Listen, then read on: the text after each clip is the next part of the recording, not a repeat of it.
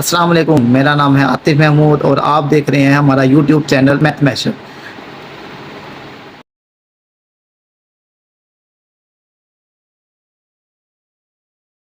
तो बेटा हम ना काम कर रहे थे नेचर ऑफ रूट्स का, कि रूट्स की जो नेचर है वो क्या होती है, कैसे बैठो बच्चे, रूट्स की जो नेचर है वो कैसे निकालते हैं। मतलब कि हमारे पास था कि जो के 4-5 पढ़े हैं, चारों को हमने क्या करना है, वन बाय वन डिस्कस करेंगे। एक बुक दो बेटा। अच्छा बेटा, एक्सरसाइज है आपकी 2.4 है, 2.4 है और क्वेश्चन है आपके पास फर्स्ट वाला। फर्स्ट में आपने सिर्फ और सिर्फ नेचर बतानी है कि रूट्स की जो नेचर है वो क्या है। इसके ना तकरीबन कोई 6 पार्ट हैं, तो मैं पहले पहले वाला पार्ट कर रहा हूँ। आपके पास है 3x² माइनस का 9x minus 2 is equal to 0। क्या करना है बोला, आपने इसका डिस्क्रिमिनेंट निकालना है। डिस्क्रिमिनेंट निकालने के लिए हमें क्या क्या रिक्वायर्ड होगा, हमें ए की वैल्यू चाहिए होगी, बी की वैल्यू और सी की वैल्यू। सपोज करें ए क्या होगा वाला, यहाँ पर होगा एक्स के, वही जो क्वाड्रेटिक फार्मूला में आपने वैल्यू निकाली हुई ना वही है। एक्स स्क्वायर के साथ ए है, एक्स के साथ और ये माइनस का 2। आपने क्या करना है, डिस्क्रिमिनेंट फाइंड करना है। देखिए ये आपके पास डिस्क्रिमिनेंट आ गया बी स्क्वायर माइनस 4ac। क्या बनेगा भाई, बी आपके पास है माइनस का 9, इसका स्क्वायर आ जाएगा माइनस 4, ए की जगह पे 3 और इसकी जगह पे -2। ये आ जाएगा, माइनस खत्म हो जाएगा ना, होल का स्क्वायर है, माइनस और माइनस प्लस हो जाएगा। ये आ गया 24। क्या बनेगा 105। नंबर 1 पे ये पॉजिटिव है, नेगेटिव है या एग्जैक्ट 0 है। हमें पता चल गया कि ये 0 से बड़ा है, 0 से बड़ा है। और जब 0 से बड़ा है तो हमने ये देखना है क्या ये किसी नंबर का परफेक्ट स्क्वायर तो नहीं है। हमें चंद एक चीजों का पता है, अगर नहीं पता होगा तो हम क्या किया करेंगे, रफली ना इसका स्क्वायर रूट लेके देख लेंगे स्क्वायर रूट क्या आ रहा है। अगर तो पॉइंट्स में आंसर आ गया ना तो हम कहेंगे ये परफेक्ट स्क्वायर नहीं है। अगर तो ये एग्जैक्ट आंसर आ गया तो हम कहेंगे ये परफेक्ट स्क्वायर है। खैर ये परफेक्ट स्क्वायर नहीं बन रहा। परफेक्ट स्क्वायर ना बने, 0 से बड़ा हो, तो हमारे पास क्या होता था, जो उसकी नेचर होती थी वो इरेशनल और अनइक्वल होती थी। तो हम यहाँ पर नेचर को डिस्कस कर देंगे, नेचर मेंशन कर देंगे। नेचर ऑफ रूट्स क्या बनेगी कि वो आपके पास क्या होंगे, roots will be unequal and irrational. इतना काम आपने करना है। ये शॉर्ट क्वेश्चन यहाँ आपके पास एमसीक्यूज आएंगे इसमें से, और लॉन्ग क्वेश्चन ये वाले नहीं है। सही हो गया। सेम इसी तरह से एक और पार्ट देखते हैं, कोई कौन सा देखूं, कोई भी देख लूं, सारे नहीं मैंने करने, बाकी आपने खुद करने हैं। मैं करने लगा हूं 4 वाला part. 7x² minus 6x minus का 1। ये भी नहीं, नहीं ये वाला नहीं करना, तो ये और देखते हैं। ये वाला देखें, 5th वाला 5x² माइनस का 2x प्लस का 10 इज इक्वल टू 0। सबसे पहला टारगेट ए बी सी की वैल्यू क्या आएगी, ए की वैल्यू क्या आएगी, ए की वैल्यू 5, बी की वैल्यू -2, सी की वैल्यू, तो हम क्या करेंगे, डिस्क्रिमिनेंट का फॉर्मूला लगाएंगे, B square minus 4ac। B आपके पास क्या है, माइनस का 2 का स्क्वायर आ जाएगा, -4, ए की जगह पे 5 और इसकी जगह पे 10। ये आपके पास आ जाएगा 4 माइनस क्या बनेगा, 4 5 20, 20 को 10 से करेंगे तो 200, तो आपके पास आएगा -196। क्या आया आंसर हमारे पास, लेसर देन 0। नेगेटिव आ गया तो वो 0 से छोटा ही है, और जब 0 से छोटा हो तो नेचर क्या होगी। देखिए बेटा, जब आपके पास डिस्क्रिमिनेंट है वो 0 से छोटा आ जाए, 0 से छोटा आने का मतलब है नेगेटिव हो जाए, तो जो आपके पास फार्मूला बनता था ना, फार्मूला क्या था बड़ा, x is equal to minus का b प्लस माइनस ये सारे का सारा b स्क्वायर माइनस 4ac/2 है। अगर ये वाली चीज ही नेगेटिव आ गई, सपोज करिए नेगेटिव आ गई, माइनस का 10 आ जाता है। ये यहाँ पे हमने क्या निकाला था, माइनस का 196। हम माइनस का 196 की इसकी जगह पे रिप्लेस करते हैं, तो आपके पास बनेगा minus b plus minus minus का 196 नीचे 2a जो भी आ रहे हैं। तो ये तो सारे का सारा आपके पास क्या बनेगा, आयोटा वाला केस बन जाएगा, क्योंकि स्क्वायर रूट के अंदर नेगेटिव आ गया। और जहां पे आयोटा आएगा वो क्या होंगे, इमेजिनरी होंगे, और ये अनइक्वल भी होंगे। ये हमने उस दिन लेक्चर में डिटेल में किया था। अच्छा भाई, नेक्स्ट आपके पास है क्वेश्चन नंबर 2। इसके 6 पार्ट है बेटा क्वेश्चन नंबर 1 के, वो आपने ना उसी तरह कैरी करने हैं, सिर्फ नेचर बतानी है। आगे वेरीफाई करने का कुछ भी नहीं कहा उन्होंने कि इसको वेरीफाई करना है या नहीं करना। क्वेश्चन नंबर 2 में वो क्या कह रहा है, वो कह रहा है for what value of T, मतलब कि आपका जो टारगेट है वो क्या है, टी, टी की वैल्यू है, आपने टी की वैल्यू निकालनी है। क्या कह रहा है, इफ द रूट्स ऑफ, ये इक्वेशन दे दी 3x² plus x plus 9t is equal to 0 are real and unequal. मतलब कि वो कह रहा है कि आपने जो यहाँ पर t की वैल्यू निकालनी है, कब निकालनी है, कंडीशन साथ में दे दी उसने कि जब इसके जो रूट्स है ना वो क्या होंगे, रियल हों और अनइक्वल हों। सबसे पहले तो ये जरा बताएं ना कि रूट्स रियल और अनइक्वल कब होते हैं, परफेक्ट स्क्वायर बने तो रियल होते हैं, और अगर परफेक्ट स्क्वायर ना बने तो रियल नहीं होते। सिर्फ एक ही कंडीशन थी, परफेक्ट बने या परफेक्ट स्क्वायर ना बने, दोनों केसेस में रियल ही आने हैं, क्योंकि एक रैशनल है एक इरेशनल है, और रैशनल इरेशनल दोनों ही रियल नंबर है।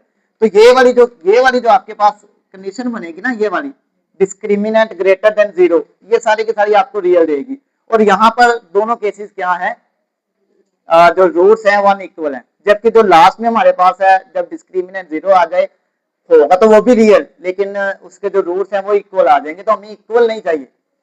तो एक ही कंडीशन है, हम यहाँ पे पहले मेंशन करेंगे,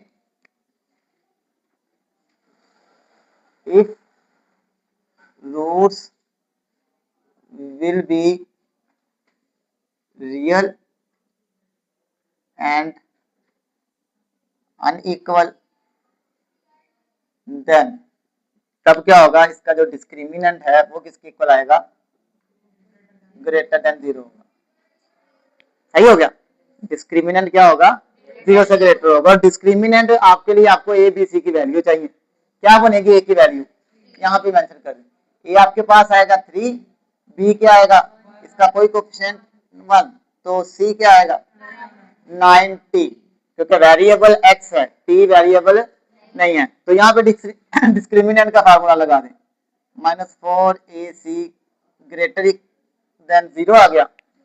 रिप्लेस करें बेटा, b की जगह पे b की वैल्यू 1 का स्क्वायर -4, a की जगह पर 3, इसकी जगह पे 9t ग्रेटर देन 0, ये आ जाएगा 1 का स्क्वायर 1 माइनस क्या बनेगा, करें मल्टीप्लाई 108, 4 को 3 से, 3 को 9 से, मतलब कि ये 4 3 12, 12 और 9 108 बनेगा, ये टी ऐसे ही। सही है। अब क्या करना था, ये जो 1 है ये दूसरी तरफ जाके क्या बनेगा, आपके पास क्या आ जाएगा, ये इसको दूसरी तरफ ले जाए, इसको दूसरी तरफ ले जाते हैं, सिंबल चेंज नहीं हुआ, सिंबल वही रहेगा। ये जब दूसरी तरफ जाएगा तो ये आपके पास 108t आ जाएगा, ये मल्टीप्लाई हो रहा है, इधर आके क्या हो जाएगा, तो आपके पास 108, ये सिंबल चेंज नहीं मैंने किया बेटा, सिंबल चेंज होता था एक कंडीशन में, कौन सी कंडीशन थी बड़ा, ये टी की वैल्यू आ गई हमारे पास, इसको इस तरह से लिख लें या इस तरह से लिख लें, टी की तरफ फेस क्लोज है, ये वाला 1/108। बात एक ही है, क्योंकि हम जब रीड करते हैं वेरिएबल से रीड करते हैं, ये लिखा हुआ है टी इज लेसर देन, और ये भी टी इज लेसर देन, बस लिखने का स्टाइल चेंज है, मतलब इनका सेम ही है। हाँ, अगर आप इसको इस तरह से करते हैं, यहां